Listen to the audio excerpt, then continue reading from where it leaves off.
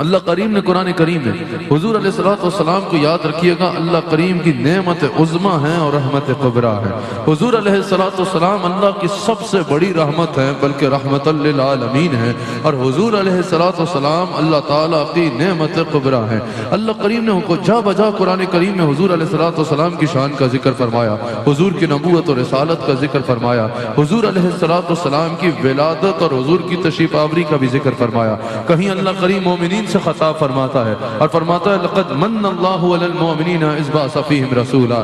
کہیں اللہ کریم تمام انسانیت کو حضور کے آنے کے متعلق ارشاد فرماتا ہے یا ایھا الناس قد جاءکم برہان من ربکم۔ کہیں اللہ کریم تمام عالمین کے لیے ارشاد فرماتا ہے وما ارسلناک الا رحمتا للعالمین۔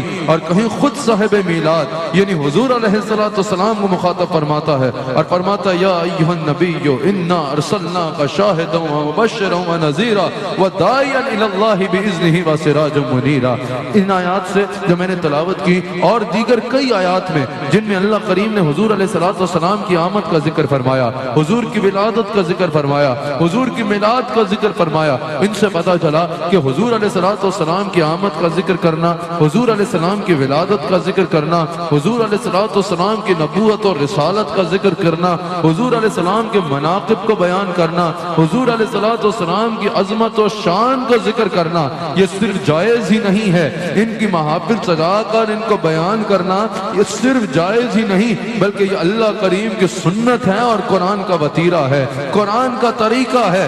جہاں اس سے پتہ چلا حضور علیہ السلام کی سیرت کا ذکر کرنا قرآن سے ثابت ہے، جہاں حضور علیہ السلام کی سیرت کے نام پہ کانفرنسیں کرنا اور اس پہ حضور علیہ السلام کی سیرت کو بیان کرنا قرآن سے ثابت ہے، جہاں حضور علیہ السلام کی صورت کا ذکر کرنا قرآن سے ثابت ہے، وہی حضور علیہ السلام کے میلاد کا ذکر کرنا، حضور کی آمد کا ذکر کرنا، حضور علیہ السلام کی ولادت کا ذکر کرنا یہ بھی قرآن سے ثابت ہے۔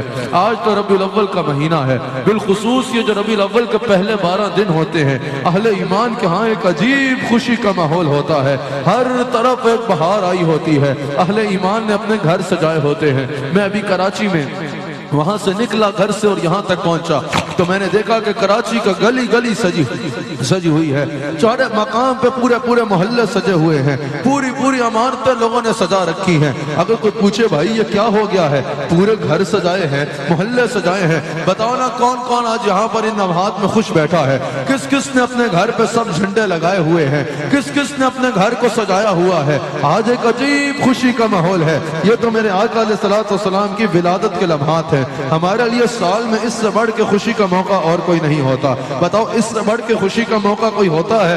سال میں عید الفطر بھی آتی ہے اور عید الاضحیٰ بھی آتی ہے، بہت خوشی ہوتی ہے، لیکن بتاؤ جو خوشی 12 ربیع الاول کو ہوتی ہے وہ کسی اور دن ہوتی ہے؟ کراچی والوں بتاؤ نا، جو خوشی رسول اللہ علیہ السلام کی ولادت کے موقع پر ہوتی ہے کیا کسی اور دن پہ ایسی خوشی ہوتی ہے؟ ہرگز نہیں۔ ارے عیدیں تو اور بات ہے، اپنے گھر میں بیٹے کی ولادت بھی ہو جائے، میں یہاں کھڑے ہو کے قسم اٹھا کے کہتا ہوں اللہ نے مجھے بیٹا بھی عطا فرمایا اور بیٹیاں بھی عطا فرمائی الحمدللہ، لیکن مجھے اپنے بیٹے کی ولادت پہ اتنی خوشی نہیں ہوئی جتنی 12 ربیع الاول کے دن کو خوشی ہوتی ہے۔ ذرا ہاتھ اٹھا کے بتاؤ تمہارے گھر میں بیٹا ہو جائے اس دن زیادہ خوشی ہوتی ہے یا ہر سال 12 ربیع الاول کو خوشی عروج میں ہوتی ہے؟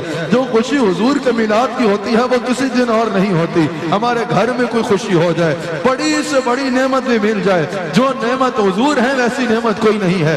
جو خوشی حضور علیہ السلام کی میلاد پہ ہوتی ہے وہ کسی اور دن نہیں ہوتی۔ حسن رضا خان بریلوی نے کہا نا رحمت اللہ علیہ نے، عدو منائے ولادت شیطان کی خوشی کہ عید ہماری ہے 12ویں تاریخ۔ کہا جو خوشی ہمیں رسول اللہ کے یوم ولادت پہ ہوتی ہے سال بھر میں کسی اور دن پہ ہمیں ایسی خوشی نہیں ہوتی۔ ہم جب 12 ربیع الاول کو میلاد مناتے ہیں، ہم جب 12 ربیع الاول کو اس طرح اس تعداد میں کراچی والے اکٹھے ہو کے رسول اللہ علیہ السلام کی آمد کا جشن مناتے ہیں، ہم جب رسول اللہ علیہ السلام کے میلاد پہ گھر سجاتے ہیں، ہم جب حضور علیہ السلام کی آمد پہ جلوس نکالتے ہیں، ہم جب حضور علیہ السلام کی آمد پہ جھنڈے لگاتے ہیں، ہم جب رسول اللہ کی آمد پہ رسول اللہ علیہ السلام کی آمد پہ نغمے الاپتے ہیں، لوگ کہتے ہیں بھئی یہ کیا کر دیا، 12 ربیع الاول کو خوشیاں کیوں منا رہے ہو، ربیع الاول میں گھر کیوں سجا رہے ہو، ہو؟ ربیع الاول میں جلوس کیوں نکال رہے ہو؟ ربیع الاول میں یہ خوشیاں کیوں منا رہے ہو؟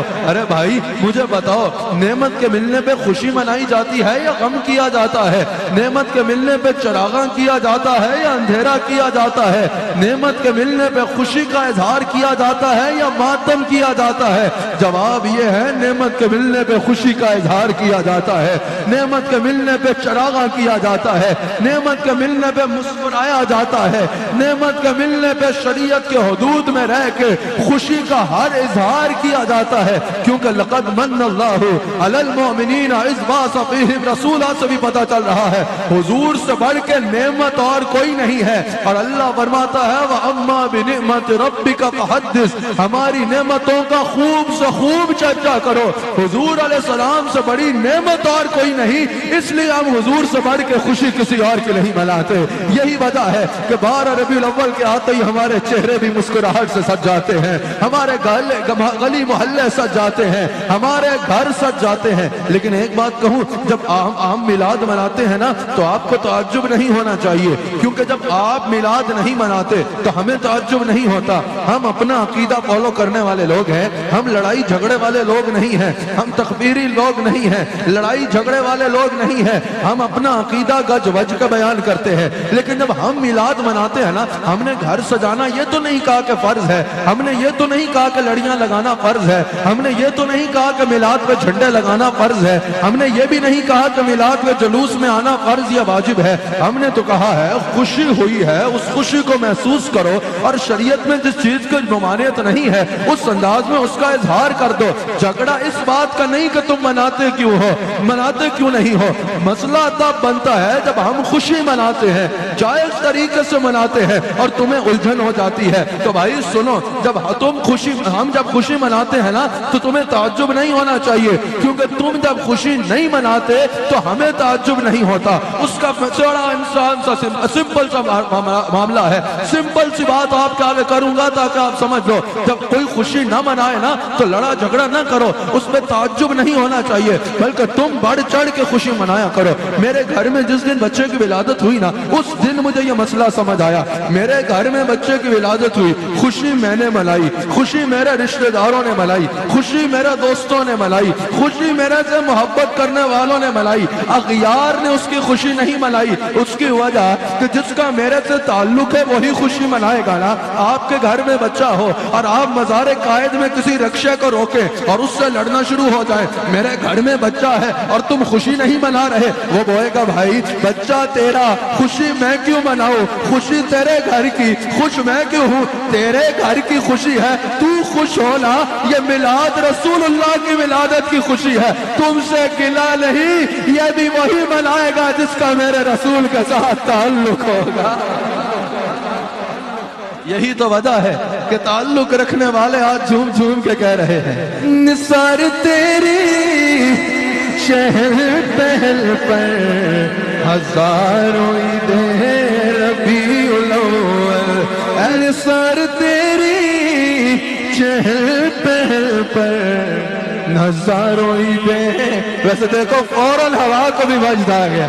نثار تیری شہر پہل پر ہزاروں عیدیں ربیع الاول، سوائے ابلیس کے جہاں میں، سوائے ابلیس کے جہاں میں سبھی تو خوشیاں منا رہے ہیں۔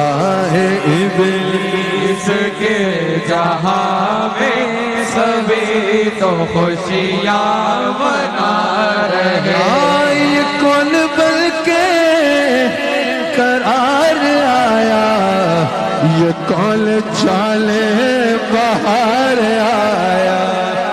نقش بندی پہ صورت نہیں ہوندے نا۔